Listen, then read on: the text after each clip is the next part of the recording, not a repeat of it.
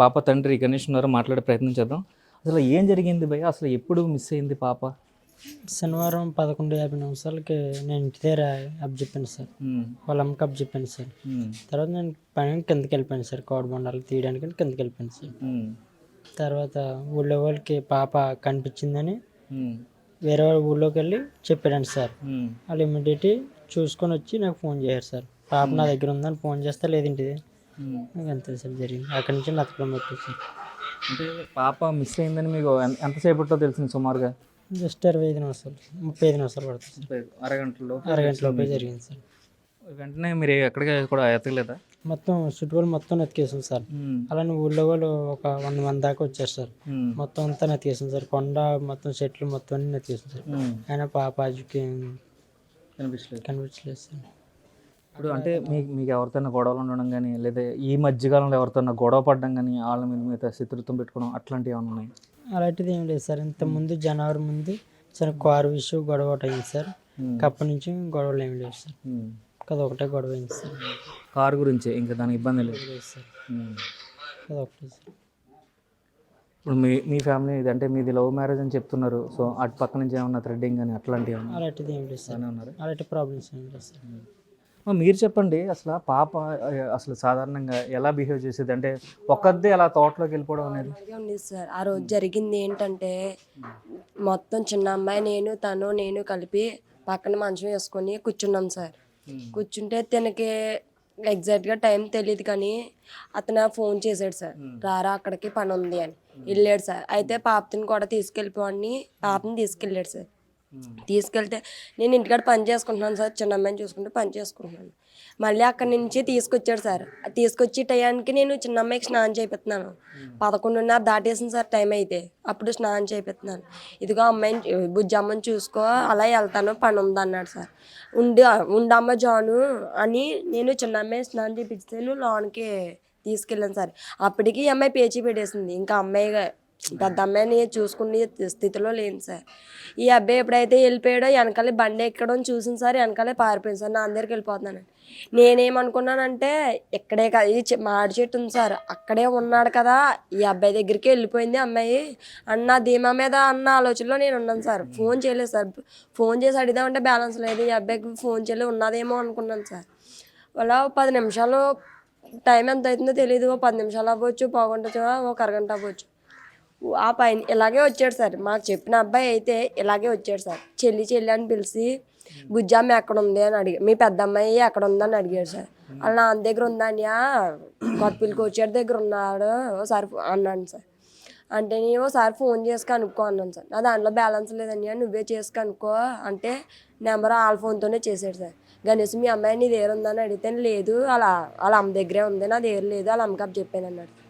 అప్పుడు ఏమైందని అంటే పలానా ఆ పింఛింగ్ ఉంది సార్, ఈ తోటకు సంబంధించింది. ఆ వారన పింఛింగ్ అక్కడ మీ అమ్మాయి కనిపించిందంట ఊళ్ళో. అతనికి అతని పేరు కనిపించిన పేరు వీరబాబు ఏదో సార్, పర్టికులర్గా పేరు తెలీదు. అతనికి కనిపించింది చెల్లి, ఏడుతుందంట మీ అమ్మాయి. అంటే నాకు వచ్చి చెప్పాడు, నేను గేదెలు కట్టుకుంటున్నాను, ఆ గేదెలు మానేసి వచ్చి నెదుక్కుంటూ వస్తున్నాను నీ దగ్గరికి అన్నాడు సార్. ఎప్పుడైతే చెప్పాడో ఈ అబ్బాయి కూడా ఇంటికి వస్తాడు సార్. మేమిద్దరం అనుకున్నాము నీ దగ్గరే ఉందని, నేను నా దగ్గరే ఉందామని నువ్వు చూసుకోవాలి కదా అని అన్నాడు సార్. నేను నీ దగ్గరే ఉందని నేను అనుకున్నాను అని నేను అన్నాను సార్.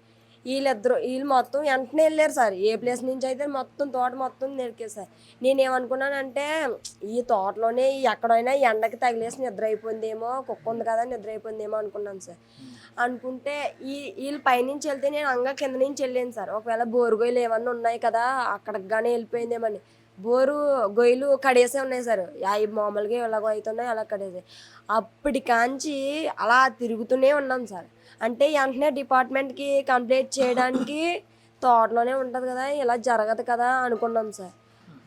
ఎన్ని మొత్తం బోర్ గేట్లు ఉంటాయి ఇక్కడ సుమారుగా, అంటే పూడ్చిని 2 లేదు సార్, ఒకటే కడేసి ఉంది సార్. దానికి ఒకటే కనిపించింది సార్ కడేసి ఉండి. గోతులు ఏమీ లేవు సార్, అన్నీ రన్నింగ్ బోర్లే సార్. అయితే ఎదకడం అలాగా ఊళ్ళో వాళ్ళకి తెలిసింది సార్. ఊళ్ళో వాళ్ళందరూ మొత్తం వచ్చి ఆడవాళ్ళు మగవాళ్ళు వచ్చి చెక్ చేయడం మొదలెట్టారు సార్. చెక్ చేసినా పిల్ల అక్కడ కనిపించలేదు. కనిపించకపోతే ఇంకా అందరూ వర్షం వచ్చింది సార్. వర్షం వచ్చేది గంటన్నర సేపు వర్షం వచ్చింది. ఆ వర్షంలోనైనా నెతికాం సార్. అప్పుడు అలా ఇంకా చీకటి ఓడిపోతుంది కనిపించలేదని డిపార్ట్మెంట్కి చెప్పా కేసు ఫైల్ చేశారు సార్. వెంటనే డిపార్ట్మెంట్ కూడా రెస్పాన్స్ ఇచ్చి డ్రోన్లు వచ్చి పోలీసులు వచ్చారు సార్. పోలీసులు వచ్చి ఫారెస్ట్ వాళ్ళకి వచ్చి వాళ్ళు మొత్తం అంతా తోట మొత్తం గాలించేసారు సార్. డిపార్ట్మెంట్ ఉంటారు కదా సార్ చెక్ చేసే వాళ్ళు కూడా వచ్చారు సార్. పిల్లలు మొత్తం చెక్ చేశారు, ఈ తోటలేటి ఇందులోనేటి బయటేటి. కానీ ఒక్క చిన్న డౌట్ సార్, అక్కడ ఎక్కడైతే పిల్ల కనిపించిందో తల వెంట్రుకలు పింఛన్కి తగులుకున్నాయన్నట్టుగా వీళ్ళు చూసారు సార్. వీళ్ళు ఎల్లోళ్ళు కుక్క వెంట్రుకలును పాప తల వెంట్రుకలు. అది సార్ డౌట్ ఇప్పుడు మాకు ప్రజెంట్ అయితే. అది బయట ఉందో వెళ్ళిపోయిందో అని, అది సార్ డౌట్. చిన్న పాప అంత దూరం ఎలా నడవగలదు అనేది అందరికీ ఉన్న డౌట్. ఏంటంటే చాలా దూరం కదా ఇక్కడ నుంచి ఇప్పుడు ఆ ఇంటికి. సార్ మేము ఫస్ట్ నుంచి ఉన్న డౌట్, ఇక్కడ నుంచి మనం వెళ్ళడానికి దాదాపు ఈ గడిలోంచి వెళ్ళడానికి ఇక్కడి నుంచి అక్కడికి వెళ్ళడానికి అరగంట పడేది సార్. మనం వెళ్ళడానికి అలా అరగంట కప్పున పోగంటున్నా అంత అమ్మాయి అక్కడికి వెళ్ళిపోయిందంటే నమ్మలేము సార్ మనం అయితే. అది కూడా డౌట్ ఉంది సార్. ఎవరైనా గొడవ పడడం కానీ అనుమానంగా తిరగడం కానీ లేదు.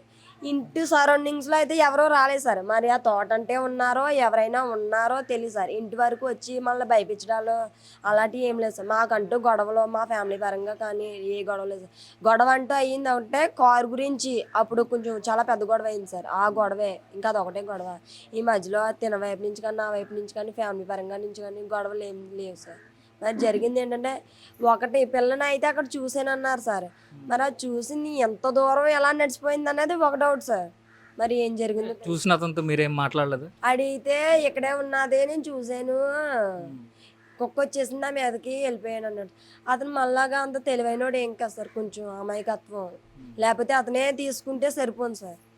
అతను కొంచెం అమాయకత్వం వల్ల అతను వెళ్ళిపోయాడండి సార్. మరి ఏం జరిగిందో తెలియదు సార్. డిపార్ట్మెంట్ అయితే వెంటనే రెస్పాన్స్ ఇచ్చింది సార్ మాకైతే. అయినా ఆజూకి డ్రోన్లు వచ్చాయి, అయినా ఆజూకి తెలియలేదు సార్. మీ ప్రెస్ వాళ్ళు, మీ మీడియా వాళ్ళు, మీ పోలీసులు, ఆర్మీ వాళ్ళు మీరే అప్ చెప్పాలి సార్. మీ డిపార్ట్మెంట్ వాళ్ళే అప్ చెప్పాలి. మా బిడ్డ కాదు సార్, మీ బిడ్డ అయ్యే మీ మీద ధైర్యంతోనే మేము ఉన్నాం సార్. మా బిడ్డను మీరే అప్ చెప్పాలి. మీ మీద ధైర్యంతోనే ఉన్నాం సార్. మీరు ఏం చేస్తారో మాకు తెలియదు. మా బిడ్డను మాకు మీరే అప్ చెప్పాలి, మీరే న్యాయం చేయాలి సార్.